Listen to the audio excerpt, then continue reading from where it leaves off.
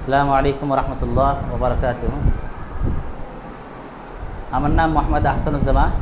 আমি আল ফালাক স্কুলের অ্যারাবিক ডিপার্টমেন্টে একজন সহকারী শিক্ষক। তো আজকে আমরা উপস্থিত হয়েছি খুবই গুরুত্বপূর্ণ একটা বিষয়ের উপরে আলোচনা করার জন্য। আর এই বিষয়গুলো আমরা আমাদের ক্লাস 8-এর একজন ছাত্রী, যার নাম হলো মমতাজ মৌসাম খাতুন, তার মুখ থেকে আমরা শুনে দেব।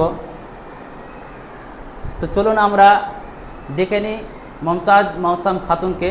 মমতাজ মৌসাম খাতুন, তুমি এসো এবং তোমার জুবানি তুমি আমাদেরকে কোন কোন হাদিস বা কোন কোন বিষয়গুলোর উপরে যদি আমরা সঠিকভাবে আমল করতে পারি তাহলে আমাদের জীবনটা খুবই সুন্দর হবে, সে বিষয়ে তুমি কিছু আলোকপাত করো।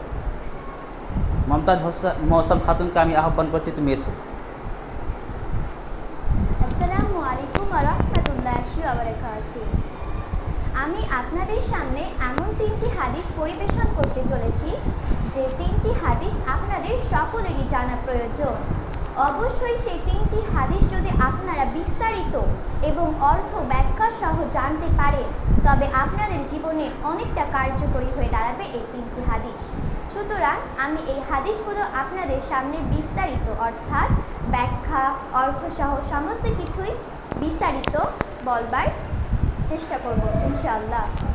সুতরাং প্রথমেই আমি যে হাদিসটি আপনাদের সামনে তুলে ধরব তার বিষয়বস্তু হচ্ছে মুখের ভাষা নিয়ন্ত্রণের হাদিস। আচ্ছা, আমরা যে অনেক সময় কথা বলে থাকি, কিন্তু সব কথাই কি আমাদের প্রয়োজনীয়? না, আমরা যে আমাদের জীবনে অনেক রকম কথা বলে থাকি তার অধিকাংশই হচ্ছে অপ্রয়োজনীয়। সুতরাং সেই পরিপ্রেক্ষিতে সহিহ বুখারী ও মুসলিম থেকে এই হাদিসটি নেওয়া হয়েছে। হাদিসটি হচ্ছে ক্বালা রাসূল সাল্লাল্লাহু আলাইহি ওয়াসাল্লাম মান কানা ইউমিনু বিল্লাহি ওয়া ইয়াউমিল আখিরি ফালিয়াকুল খাইরান আও লিয়াসমুত। হাদিসটির অর্থ হচ্ছে, যে ব্যক্তি আল্লাহ ও পরকালের প্রতি ঈমান রাখে সে ব্যক্তি যেন কল্যাণকর কথা বলে অথবা চুপ থাকে। এই হাদিসটা আমাদের কি শিক্ষা দিচ্ছে? এই হাদিসটা আমাদের এটাই শিক্ষা দিচ্ছে যে আমাদের অপ্রয়োজনীয় বিষয়ে কথাবার্তা না বলাই উত্তম। এটা নৈতিক আচরণের মূল স্তম্ভ। 2 নম্বর হাদিস। এই হাদিসটার বিষয়বস্তু হচ্ছে অনর্থক বিষয় প্রতিহার।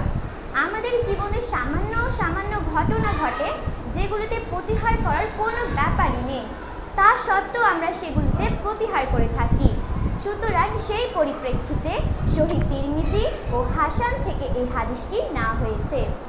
হাদিসটি হচ্ছে ক্বালা রাসূল সাল্লাল্লাহু আলাইহি ওয়াসাল্লাম মিন হুসনি ইসলামিল মারই তাওয়াক্কুফু মালায়ানহি। হাদিসটির অর্থ হচ্ছে, একজন মুসলমানের উত্তম ইসলাম হলো এই যে সে এমন বিষয় প্রতিহার করবে যে বিষয় প্রতিহার করার তার কোনো দরকারই নেই। তাহলে হাদিসটা আমাদের কি শিক্ষা দিচ্ছে? হাদিসটা আমাদের এটাই শিক্ষা দিচ্ছে যে আমাদের নিজেদের অপ্রয়োজনীয় বিষয়ে মাথা না ঘামানো এবং অন্যের ব্যক্তিগত বিষয়ে হস্তক্ষেপ না করাই উত্তম। 3 নম্বর হাদিস। এই যে 3 নম্বর হাদিস আমি আপনাদের সামনে পরিবেশন করতে চলেছি, এটা আমি সব থেকে গুরুত্বপূর্ণ বলে মনে করি। তার কারণ হচ্ছে এর বিষয়বস্তু হলো রাগ নিয়ন্ত্রণের হাদিস। আমরা ছোট বড় সকলেই রাগ করে থাকি, কিন্তু রাগ কি কখনো আমাদের ভালো করে? না, সর্বদা রাগ আমাদেরকে ভুল পথে নিয়ে যায়। সুতরাং সেই পরিপ্রেক্ষিতে সহিহ বুখারী থেকে এই হাদিসটি নেওয়া হয়েছে। হাদিসটি হচ্ছে আন্না রাজুলান ক্বালা লিন-নবী সাল্লাল্লাহু আলাইহি ওয়াসাল্লাম আউসিনি ক্বালা লা তাগজাব ফারাদ্দাদা মিরারান ক্বালা লা তাগজাব। হাদিসটির অর্থ হচ্ছে, একজন ব্যক্তি নবী মুহাম্মদ সাল্লাল্লাহু আলাইহি ওয়াসাল্লাম বললেন, মানে তাকে বলেছিলেন যে আমাকে উপদেশ দিন। নবী মুহাম্মদ সাল্লাল্লাহু আলাইহি ওয়াসাল্লাম তাকে বললেন রাগ করো না। সেই ব্যক্তিটা প্রতিবার নবী মুহাম্মদ সাল্লাল্লাহু আলাইহি ওয়াসাল্লামকে বললেন আমাকে উপদেশ দিন। নবী মুহাম্মদ সাল্লাল্লাহু আলাইহি ওয়াসাল্লাম প্রতিবার তার জবাব দিলেন রাগ করো না। হাদিসটা আমাদের কি বোঝাতে চাইছে? হাদিসটা আমাদের এটাই বোঝাতে চাইছে যে আমাদের মানে এই যে আমরা যে সমস্ত রাগগুলো করে থাকি, এগুলো আমাদের করা উচিত নয়, বরঞ্চ সেগুলিকে সর্বদা আমাদের দূরে রেখে কথা বলতে হবে। সুতরাং আমি যে আপনাদের সামনে এই 3টি হাদিস পরিবেশন করলাম, এই 3টি হাদিসের ওপর যদি আপনারা সঠিকভাবে আমল করতে পারেন, তবে আপনাদের জীবন অনেকটা উন্নত মানের হবে এবং ভুল কখনোই তার নিজের আয়ত্তে আনতে পারবে না আপনাদের।